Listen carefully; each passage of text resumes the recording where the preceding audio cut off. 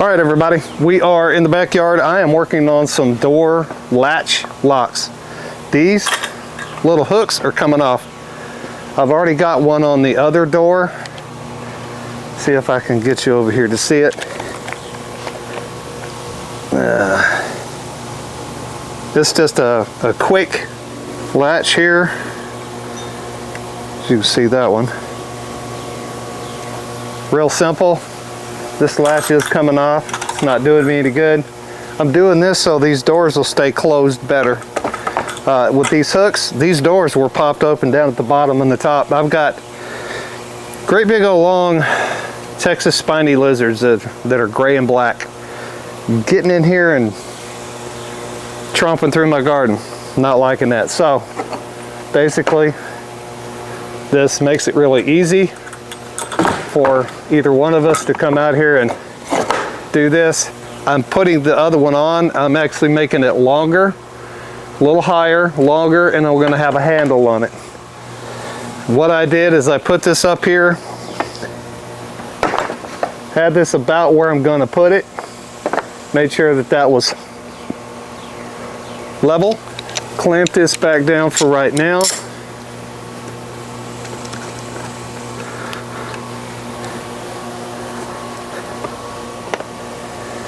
Get in here and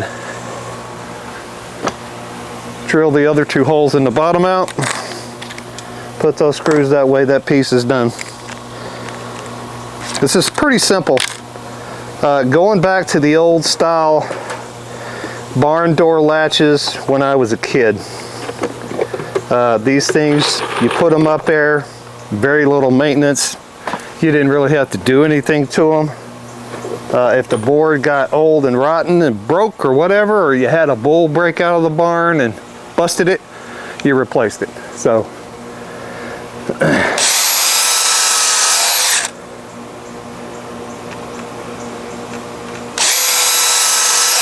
okay. I don't know about the rest of y'all, but sometimes good old-fashioned stuff is the best stuff. All this new technology is nice, but I just think a lot of it's not as good as the old stuff, old school rules. Now at this point, what I'm going to do is I'm going to take my smaller board, get this, put it up here. I'm going to put this into play where I want it. Put this right here.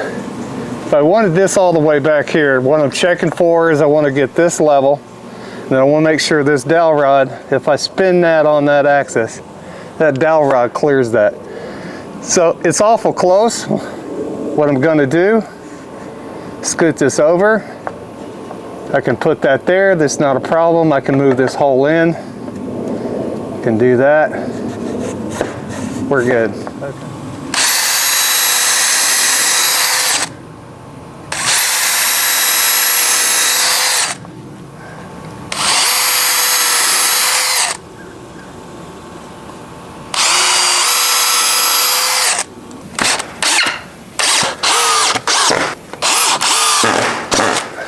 So at this point, what I'm going to do is I'm going to put my 3/8 bit in here.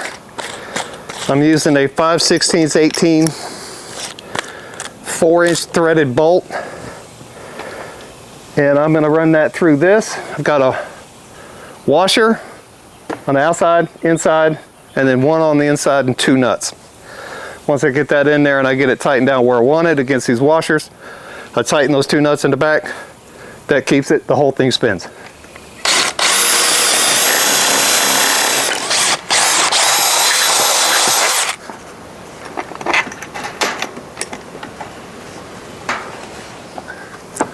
So put my washer on here and my 2 nuts.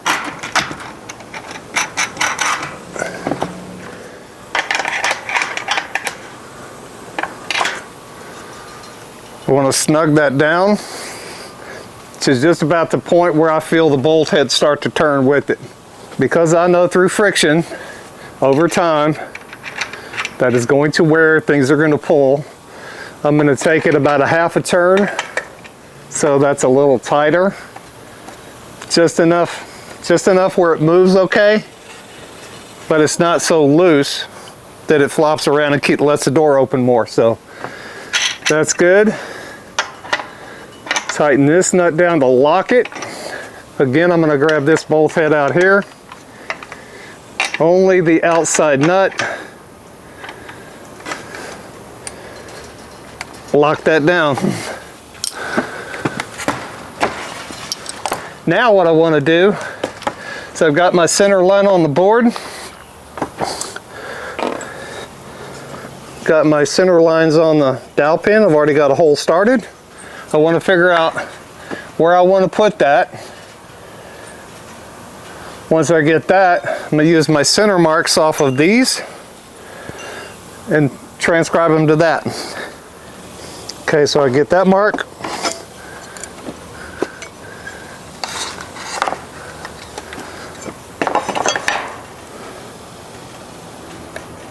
Cross that. There's my center line.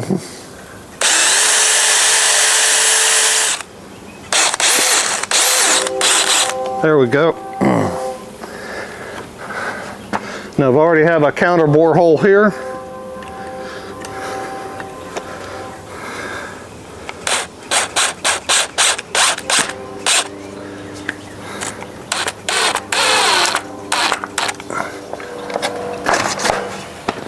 And that's that. So, nice and easy, keeps the door shut. Okay everybody, I built another barn door latch. I call it that. This one is a little bit better looking than the other ones. The other ones were outside on the raised beds. Not really worried about the aesthetic look of those. I did this one because it's inside of our porch enclosure, and I wanted to actually show you guys that you can actually make these and make them look fairly nice. You know, I've got some 45s on this one. If you can see these angles, I've got the chamfers here, okay? I didn't do that on the bottom one, on the chamfers on the corners. I did angle this. These blocks are both 6 inches long. So this one is 6, this one is 6, and this one is roughly about 9 inches long. So use the bolt. I had a, I think it was a 5/16 bolt. It was 4 inches long. I used that to run through from the outside of the door. Drilled a 5/16 or 3/8 inch, I'm sorry, 3/8 of an inch hole through for the bolt, and drilled a 9/16 indention on the outside to countersink the head of the bolt, as you can see that right there. So, all right, so it's countersunk right in here. So the wood actually holds the bolt. I was actually able to get that wire out from underneath. I didn't really organize this very well, but then I chamfered these all the way around. The corner back here is chamfered as well here on this piece. That way it allows for the ease of in and out. On this chamfer and that chamfer, it gives them a channel to actually work together. So anyway, I wanted to show that to you. I screwed this block on to this block from behind, then screwed this set of blocks onto here on the outside from the outside. Now, you can do this any kind of way you want. There's always options, but I wanted to include that into this and show you that there's a lot of different ways that you can do these. Barn door latches, you can make them aesthetically pleasing. You can run the bolt the other way if you want.